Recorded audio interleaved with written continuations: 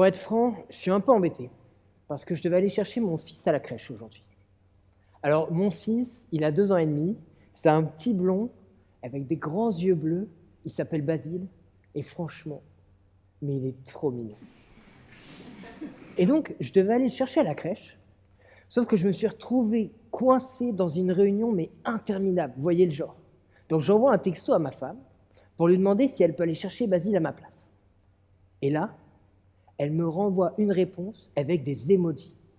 Mais je ne sais pas si vous voyez le type de réponse, les emojis, où vous comprenez rien à ce qu'elle essaie de vous dire.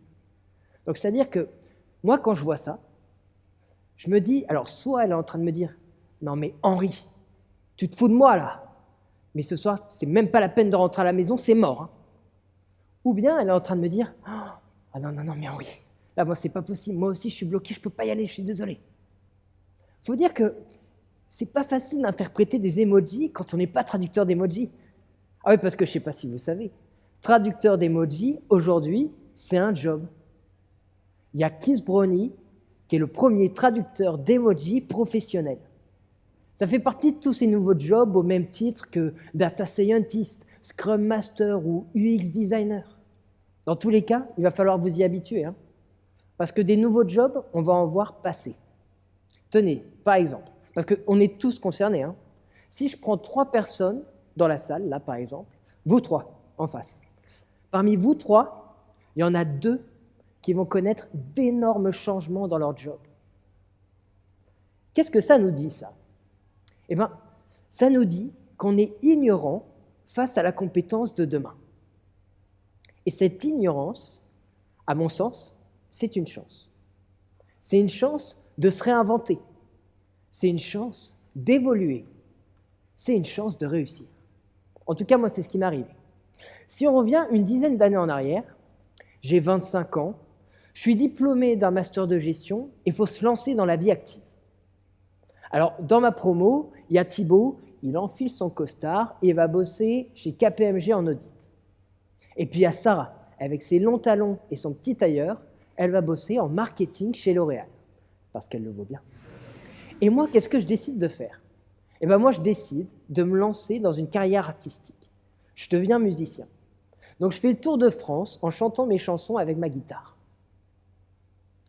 Pourtant, je peux vous dire que je n'étais pas prédestiné à être musicien.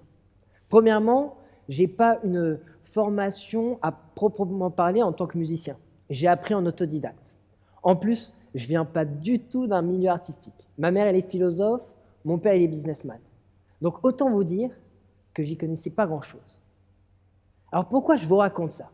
C'est parce que justement, ce qui a été un élément vraiment important et ce que je retiens de cette expérience, ça a été de se lancer.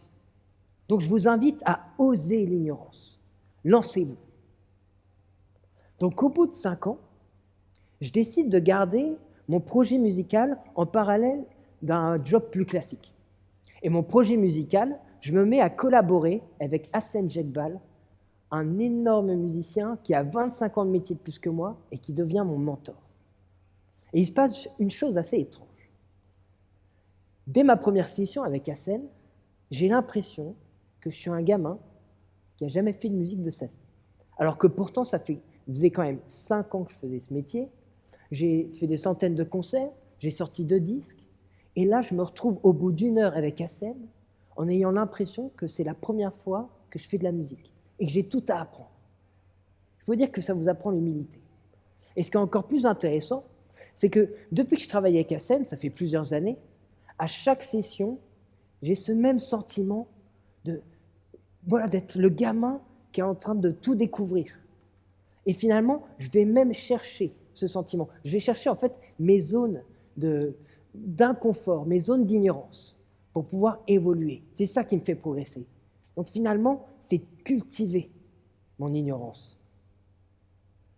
Et donc, moi, je ne sais pas où vous en êtes aujourd'hui, mais justement, si vous êtes dans votre job depuis plusieurs années, ou vous êtes un étudiant sur la même matière depuis plusieurs années, je vous invite, vous aussi, à cultiver votre ignorance, à sortir de votre zone de confort pour pouvoir évoluer, pour pouvoir progresser. Et ça, vous pourrez le faire si vous Vous êtes prêt à réagir à votre ignorance. Et d'ailleurs, ça se voit pas mal dans la suite de mon parcours, c'est-à-dire le job que j'ai en parallèle de mon projet musical.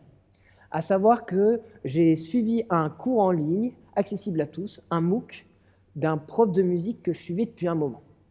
J'ai trouvé l'expérience pédagogique, mais tellement énorme du MOOC, que je suis allé frapper à la porte d'un des acteurs majeurs de la formation en ligne, à savoir Open Classrooms. Et ils m'ont embauché dans leur équipe commerciale. Et je me souviens que mon manager, il m'a dit, à l'époque, écoute, sur ton CV, je t'embauche pas sur ton CV, parce qu'en fait, sur ton CV, tu n'as pas les compétences de commercial. Par contre, c'est ton parcours qui m'intéresse. Je pense que tu peux avoir ce mindset d'aller chercher les bons éléments pour pouvoir être un bon commercial. Maintenant, c'est à toi de me prouver que j'ai raison.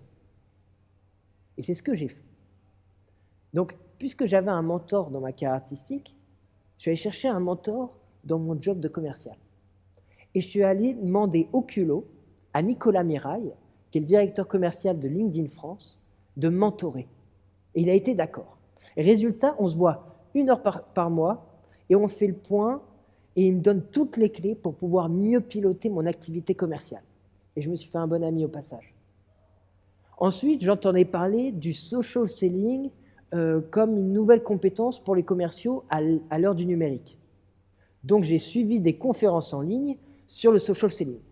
Et j'ai réussi à me créer une petite expertise sur le sujet, au point que maintenant, ça m'arrive de faire des conférences sur le social selling à mon tour.